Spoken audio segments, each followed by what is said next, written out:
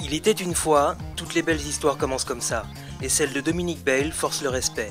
Elle qui un jour de décembre 1987 décide de tout plaquer pour redonner le sourire à des enfants gravement malades.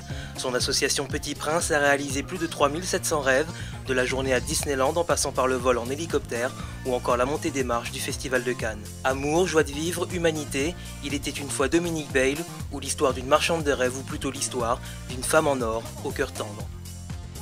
Dominique, dès votre enfance, le rêve était assez présent, je crois. Vous rêviez d'être prof de gym et moniteur de ski. Ouais. Ce sont des rêves que vous avez réalisés, mais non sans mal, je crois. Effectivement, bon, à l'âge de 7 ans, j'ai eu un souci à une jambe et c'est vrai que moi je rêvais d'être monitrice de ski et puis professeure de gymnastique. Donc à cause de cette blessure, en fin de compte, j'ai rêvé en voyant les moniteurs de ski, en voyant surtout la nature, les sports. Donc j'ai atteint mes objectifs, mais c'est des choix dans la vie. Je crois qu'on est obligé, chacun, quand on a la chance de pouvoir faire des choix, surtout, c'est de les saisir au vol.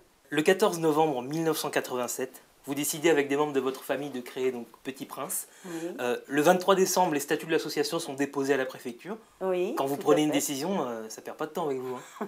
Bah, disons que je sais ce que je veux et puis je crois que quand on a enseigné le sport, on a des bases de compétition, on a des bases de challenge et à partir de là, on se fixe des objectifs. Je crois que c'est très très important de se fixer des objectifs dans la vie. D'où vous est venue l'idée de créer cette association? J'ai eu la chance de tomber sur un article sur une association américaine qui réalisait les rêves des enfants. Et ce que je trouvais poignant comme témoignage, c'est que les enfants qui rêvaient d'être clowns, simplement sur une photo, on sentait qu'ils rêvaient, on sentait qu'ils s'évadaient, on sentait qu'ils puisaient une énergie supplémentaire pour se battre contre la maladie.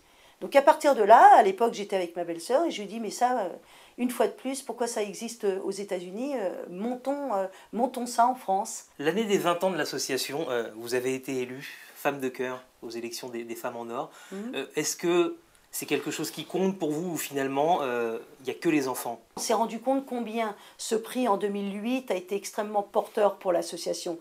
Donc j'ai été très à l'aise avec ce prix à partir du moment où c'était un prix que je dédiais à tous les parents qui restent dans les hôpitaux, qui passent des nuits entières à veiller sur leurs enfants en ayant l'espoir que leur enfant va sortir de la maladie.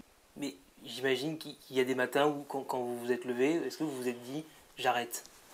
Oui, bien sûr, parce que c'est très douloureux. Le décès d'un enfant que l'on connaît depuis des années, c'est très douloureux. Même si je ne fais qu'effleurer la douleur des parents depuis 23 ans, le décès d'un enfant est extrêmement douloureux. Vous voyez un psy tous les mois, c'est une consultation nécessaire quand on est confronté à des situations parfois à la limite du supportable. Je crois que c'est essentiel à partir du moment où vous côtoyez des familles qui sont meurtries par la maladie. Le rêve le plus fou que vous ayez réalisé? Oh, il n'y a pas de rêve le plus fou. Le plus original, c'est un enfant de 3 ans qui rêvait de passer une journée dans un camion poubelle. On l'a fait, c'était extraordinaire. Donc je parlerai plus d'originalité que de folie. Vous dites que le monde des adultes ne vous plaît pas. C'est quoi? C'est la société dans laquelle on vit qui vous dérange? C'est quoi finalement?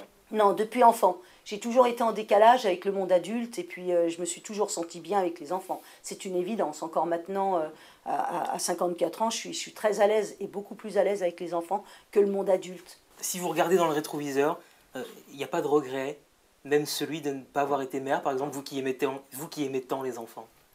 Alors vous savez, un jour je me suis interrogée comment j'aurais été une maman. Donc je pense que j'aurais été presque une sœur plutôt qu'une maman.